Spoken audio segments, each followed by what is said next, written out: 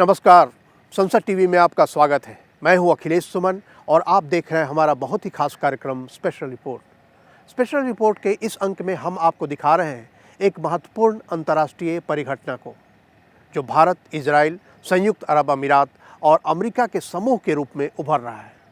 क्या यह नया क्वाड है? और अगर है तो क्या है इसकी संभावनाएं, क्या है इसकी ताकत? आइए देखते हैं इस रिपोर्ट में।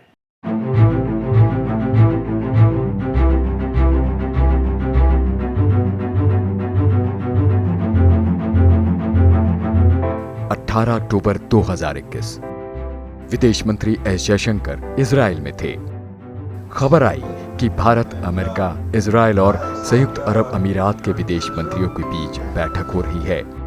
विदेश मंत्री जयशंकर और इजराइल के विदेश मंत्री यायर लैपिड जेरूसलम से और अमेरिका के विदेश मंत्री ब्लिंकन तथा संयुक्त अमीरात के विदेश मंत्री ऑनलाइन वीडियो के माध्यम से इस मीटिंग में हिस्सा ले रहे थे।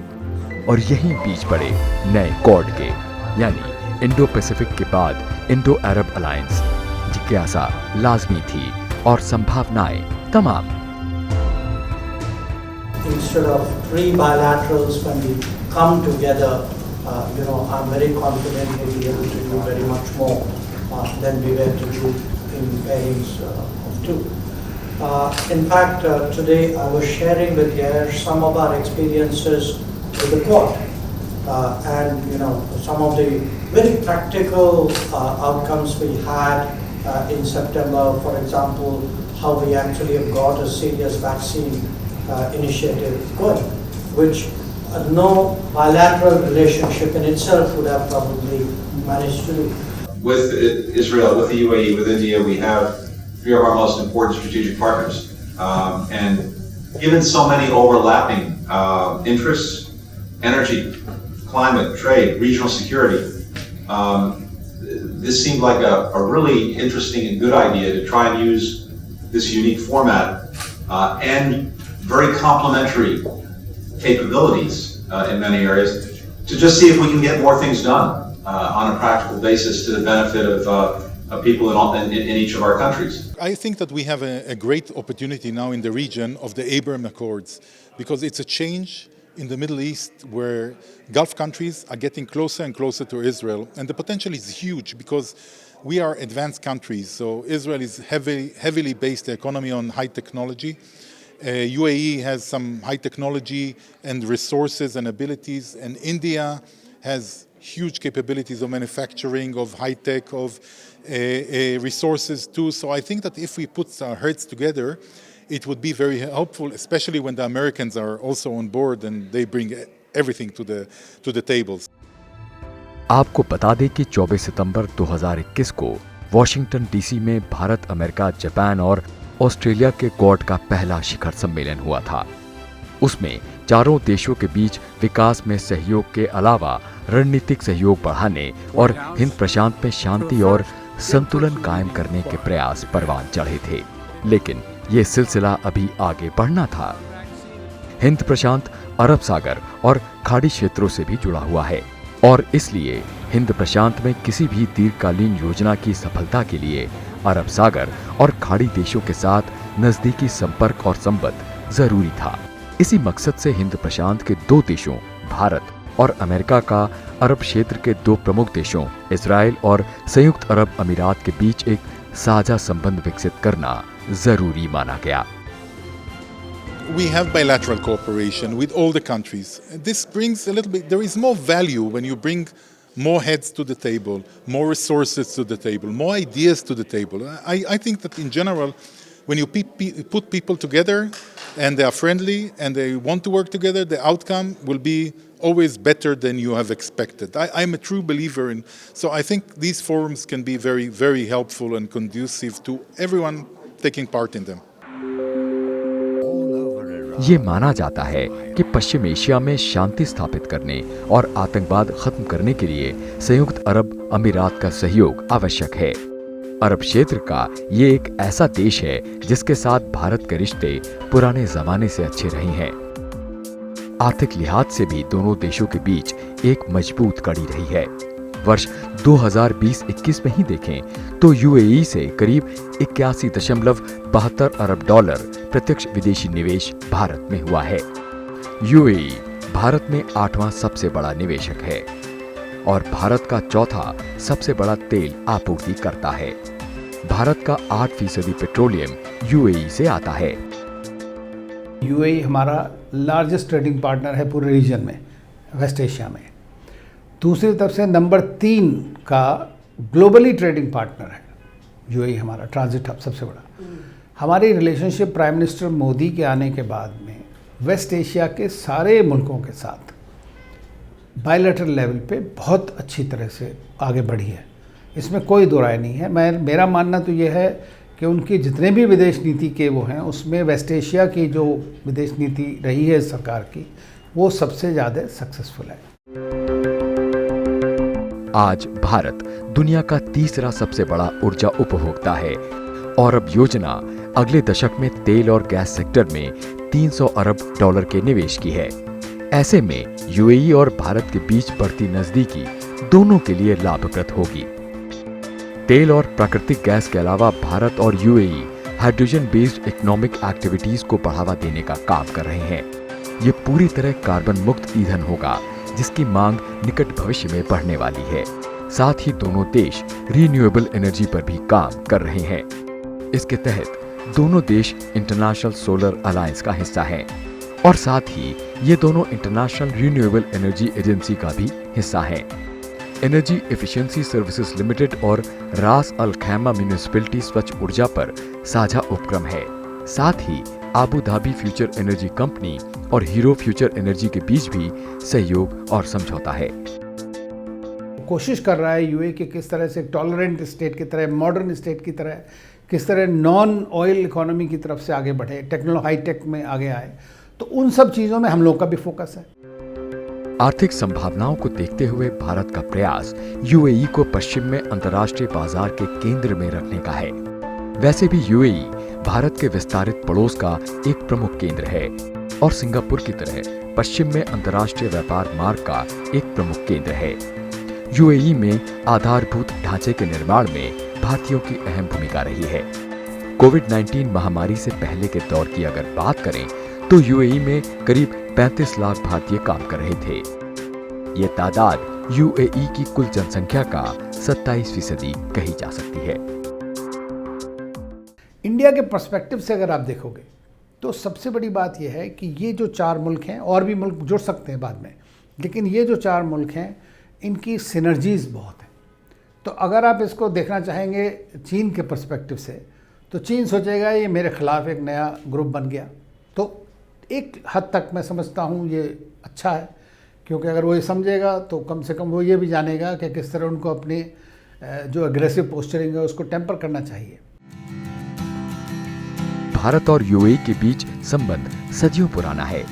सिंधु घाटी सभ्यता के समय से ही 3300 बीसी से 1300 बीसी के बीच ये तार जुड़े थे। फिर व्यापार संबंधों से नजदीकियां बढ़ती गईं। 20वीं सदी में 2 अक्टूबर 1971 को पश्चिम एशिया के 6 अमीरातों अबू धाबी, दुबई, शारजाह, अल कुवैन, फुजैरा और आजमान को मिलाकर जब यूएई नक्शे पर उभरा तो भारत उसे मान्यता देने वाले पहले कुछ देशों में था। 1972 में यहां भारतीय दूतावास खोला गया। भारत के लिए संयुक्त अरब अमीरात का गठन एक स्वागत योग्य और सफल प्रयोग था। दोनों देशों के बीच शुरू से ही महत्वाकांक्षाएं मिलती थी, इसलिए नज़दीकियां बढ़ती गईं और आज दोनों देश अपने संबंधों को एक नई ऊंचाई की ओर ले जाना चाहते हैं और इसीलिए एक नए समूह की संभावना बन रही है। यूएई ने अपनी स्थापना के बाद एक आधुनिक समाज और देश के रूप में खुद को स्थापित करने की नीति अपनाई। शेख जायद बिन सुल्तान अल नहयान ने इस देश की नींव रखने के बाद इसे इस्लाम का उदार चेहरा बनाया और गरीब मुल्कों को मदद देने की नीति भी अपनाई। विशेषज्ञों का कहना है कि यूएई पूरी खाड़ी में अपनी छवि को लेकर हमेशा सतर्क रहा है। यूएई अपने आप को एक नई तरह का वो बनाना चाहता है। अगर आप देखें तो देखिए, शिया लीडरशिप का रोल लगाइए ईरान के पास, सुन्नी लीडरशिप आप लगा लें तो सऊदी अरेबिया हो गया। कतार जो है उसने अपना मुस्लिम ब्रदरहुड, पॉलिटिकल इस्लाम और उन सब चीज़ों को आगे लेके, लेकिन आज कतार जो है ब्लॉकेट होने के ख़त्म होने के बाद भी, या ब्लॉकेट के टाइम पे जो हुआ था, आज कतार बहुत आगे बढ़ गया है दुनिया।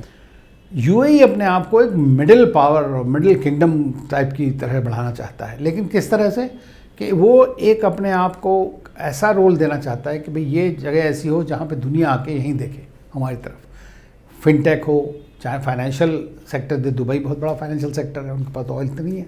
टूरिज़्म के बारे में वो वर्ल्ड एक्सपो अभी उनकी हुई है, देखिए 2020 कितनी बड़ी उन्होंने जो किया है, that's one of the biggest thing. दूसरी चीज़ ये है कि वहाँ पर उनका नॉन ऑयल इकोनॉमी की तरफ 2030 जो उनका प्लान है वो बहुत बड़ा आगे बढ़ रहा है।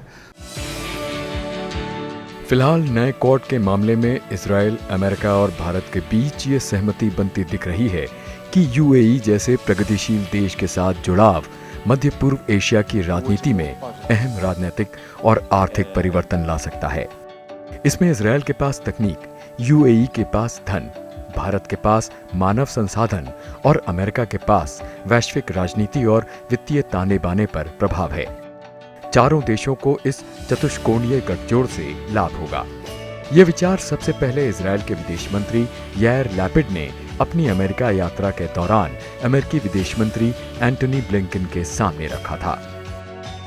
It could be on a B2B field, it could be kind of a mix, a hybrid mix. It could involve, if you are looking at, I would say trusted technologies, it could involve a mix of government and business. But again, if we could today think of a few practical propositions which we can apply ourselves to, we can see how much we can motivate our businesses.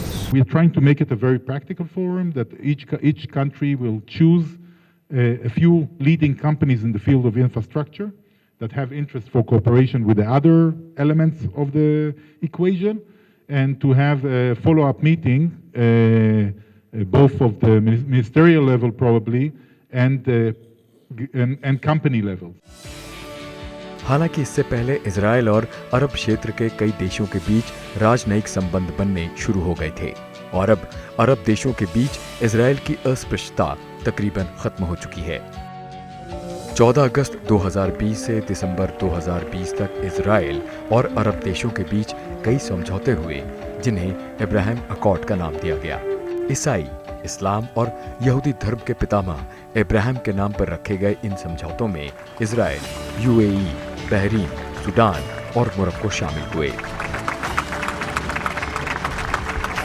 और तत्कालीन राष्ट्रपति Donald Trump के नेतृत्व में America ने इन समझौतों को अंजाम तक पहुंचाने में अहम भूमिका निभाई। मिस्र और जॉर्डन के साथ इजराइल पहले ही शांति समझौता कर चुका है और इनके साथ राजनयिक संबंध भी स्थापित हो गए हैं। अरब विश्व में अमूमन इजराइल की स्थिति दांतों के बीच जीभ जैसी रही है, लेकिन अब परिस्थितियां बन रही हैं जब दांत और जीभ के बीच में सहयोग और सामंजस्य हो सकता है। इजराइल को यह महसूस होने लगा है कि अलग थलग रहने की रणनीति ज़्यादा देर तक कामयाब नहीं होगी। दूसरी तरफ अरब विश्व को यह महसूस हो रहा है कि तेल और गैस की अर्थव्यवस्था से आगे निकलने के लिए उसे इजराइल, अमेरिका और भारत जैसे देशों के सहयोग की जरूरत है। स्थिति अनुकूल देखकर इस भावना को और आगे बढ़ाने की जरूरत महसूस की गई।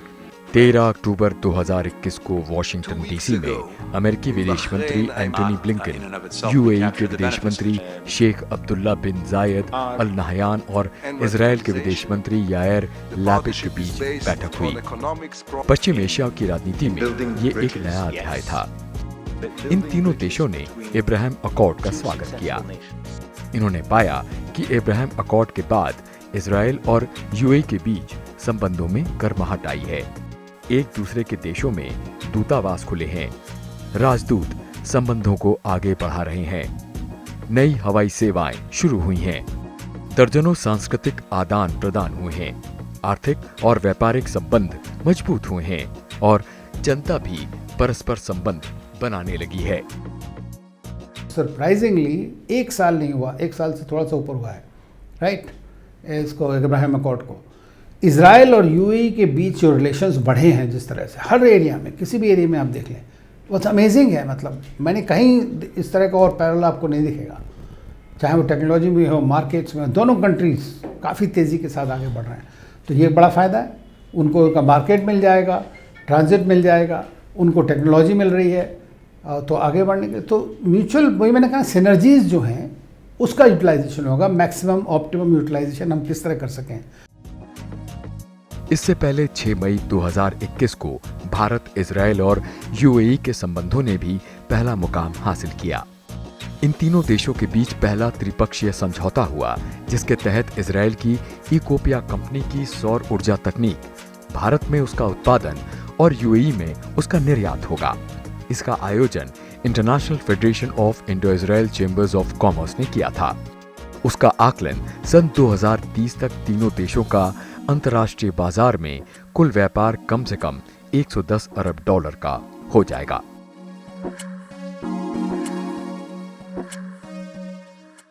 We need to not only celebrate this relationship, but look at new venues of cooperation. Today, one of the initiatives that we've signed off on when it comes to climate change.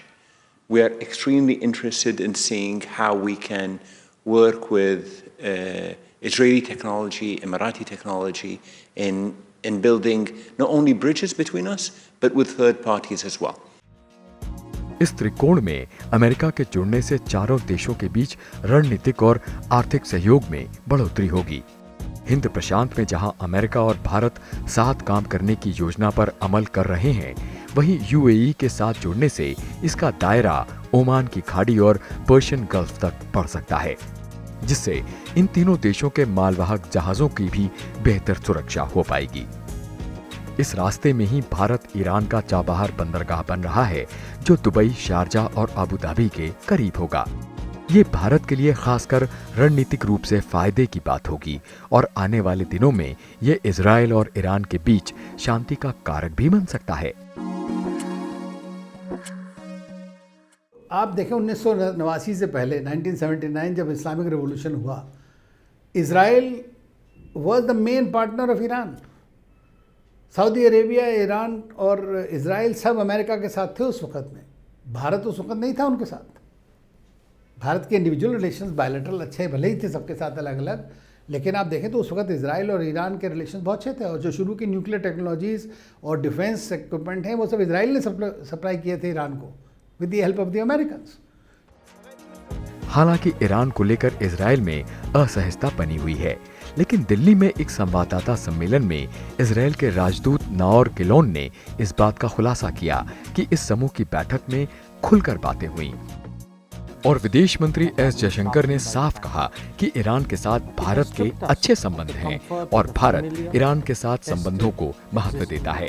तो संभव है कि नए code की वजह से Iran और Israel के बीच कटुता में भी कमी आए। इजराइल के राजदूत नाओर गिलोन इन चारों देशों के विदेश मंत्रियों की बैठक में शामिल थे। उन्होंने कहा कि इस समूह की बातचीत में निष्कर्ष ये था कि ये किसी भी तरीके से ईरान के खिलाफ कोई मंच नहीं है और न ही इसमें कोई सैन्य तत्व है। Iran. Yeah, we are very much aware that India has its own interests when it comes to Afghanistan and Iran. They were also put forward by your side, but it's very natural. I think that in discussion between countries, especially between friends, but in general countries, each country puts forward its own concerns, and each country has its own interests, and then you see over time how it settles down, how it comes out, the outcome of that. इस तरह देखें तो Bharat, UAE, Israel, America सहयोग इस क्षेत्र में चीन को रणनीतिक रूप से साधने में भूमिका निभा सकता है। चीन के द्वारा पाकिस्तान के दक्षिण पश्चिमी सीमा पर विकसित किए जा रहे ग्वादर बंदरगाह की गतिविधियों पर भी ये समूह निगरानी रख पाएगा और ईरान को भी भारत और यूएई के माध्यम से इस समूह की तकनीकी क्षमता और विकास के लिए निवेश कार्यक्रमों का विकल्प मिल पाएगा। चीन पर भी ईरान की निर्भरता कम हो पाएगी। प्रत्यक्ष तौर पर देखें तो इस संभावित समूह का मकसद दुनिया के इस इलाके में सहयोग को बढ़ाना है और दुनिया के बदलते समीकरणों के बीच में एक ऐसे समीकरण पैदा करना है ताकि शांति स्थापित हो, टकराव की जगह एक ऐसी स्थिति बने जहां छोटे और बड़े देशों के बीच में सहयोग तो बढ़े, लेकिन छोटे देशों की संप्रभुता पर कोई खतरा न उत्पन्न हो। और निश्चित तौर पे ईरान को इसका फायदा मिल सकता है। भारत और यूएई के मध्य ओमान भी आता है, जिसके साथ 27 सितंबर 2021 को भारतीय नौसेना ने एक समझौते पर हस्ताक्षर किया था। इस समझौते पर हस्ताक्षर करने नौसेना अध्यक्ष एडमिरल करमबीर सिंह खुद मस्कट गए थे। दोनों देशों की नौसेना के बीच हुए इस समझौते को white shipping information exchange agreement कहा गया है, जिसके तहत इस इलाके से व्यापारिक जहाजों के बारे में सूचनाओं का आदान प्रदान किया जाएगा। इसके मुख्यालय गुरुग्राम और मस्कट में होंगे। चूंकि प्रशांत महासागर से आने वाले व्यापारिक जहाजों के बारे में भारत के पास पहले से ही सूचना होगी, इसलिए उसके पास भविष्य में प्रशांत महासागर से होते हुए हिंद महासागर, अरब सागर और ओमान की खाड़ी की सूचनाएं भी रहेंगी, जो नए कॉड को पुष्ट करेंगी। भारत और ओमान के बीच में एक पुराना समझौता भी था, सेना और सामुद्रिक सुरक्षा में सहयोग का। 24 मई 2021 को इसका नवीकरण किया गया और यह तब हुआ जब ओमान और चीन के आर्थिक रिश्ते काफ़ी गहरे हो रहे थे और ओमान ने चीन के बेल्ट एंड रोड इनिशिएटिव में भी शामिल होना स्वीकार कर लिया था। तो इसका मतलब साफ है कि ओमान या अरब विश्व के अन्य देश जहां चीन के साथ आर्थिक संबंध तो मजबूत कर रहे हैं, लेकिन उन्हें अमेरिका, इजराइल और भारत जैसे देशों के सहयोग की भी ज़रूरत महसूस हो रही है, खासतौर पे अपनी राजनीतिक संप्रभुता बचाने के लिए, एक नई आर्थिक स्थिति में छलांग लगाने के लिए और संभावित या आशंकित शीत युद्ध में फंसने से बचने के लिए। उधर यूएई के चीन के साथ भी आर्थिक संबंध काफी गहरे हैं, लेकिन यूएई के रणनीतिक संबंध अमेरिका से भी उतने ही प्रगाढ़ हैं और भारत के साथ उसका सामंजस्य बढ़ रहा है।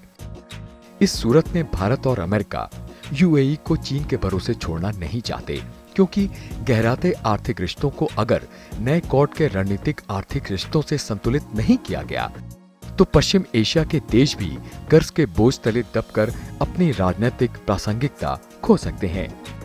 स्ट्रैटेजिक रिजर्व्स अपॉर्चुनिटी कहाँ है? यहाँ पर है। इन्वेस्टमेंट की अपॉर्चुनिटी भारत में, रिटर्न्स कहाँ बेटर हैं? यहाँ पर है। तो इसलिए जो है यूएई चाहता है कि बराबर की रहे। दूसरी चीज़ आप देखेंगे, कोई भी कंट्री, छोटा कंट्री जो होता है, वो हमेशा बड़े दो कंट्रीज़ को एक तरह से प्ले इस तरह करता है स्मार्टली, ताकि उसका फ़ायदा हो सके उसमें। तो यूएई की जो लीडरशिप है आज वो इंडिया और चाइना के बीच में नहीं देख रही है कि या इंडिया या चाइना, बल्कि इंडिया एंड चाइना, ये उनकी सिचुएशन है। तो वो इसलिए चारों मुल्कों ने मिलकर के, किसी ने ये नहीं कहा कि ये किसी मुल्क के खिलाफ है, वो कहा कि हमें अपना नया एक आयाम बनाना है, एक नया सिस्टम बनाना है और हमें उसको आगे बढ़ाना है।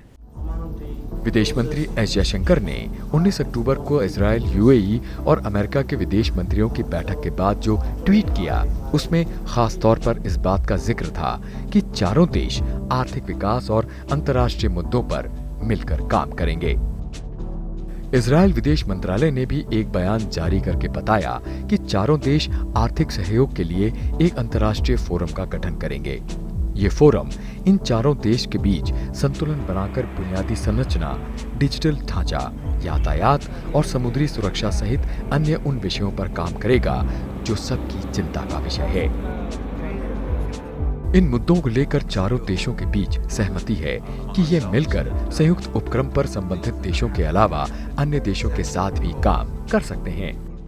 फूड सिक्योरिटी सारे गल्फ और मिडिल ईस्ट रीजन के लिए बहुत इंपॉर्टेंट है, ठीक है, और भारत के लिए भी फूड सिक्योरिटी की बड़ी ज़रूरत पड़ेगी और पॉपुलेशन बढ़ेगी। इजराइल के पास agricultural technologies, water saving technologies दुनिया की सबसे बेहतरीन है। भारत में आपने देखा, गुजरात में जगह जगह उन्होंने प्रोजेक्ट कर रखे हैं। तो क्या हम अफ्रीका में, यूएई के पास पैसा है, स्ट्रैटेजिक फंड, उनका पैसा लगे, भारत की जो है एग्रीकल्चरल एक्सपर्टीज़ है और उनकी एग्रीकल्चरल टेक्नोलॉजीज़ है, इन तीनों को मिलाकर के हम कुछ कर सकते हैं।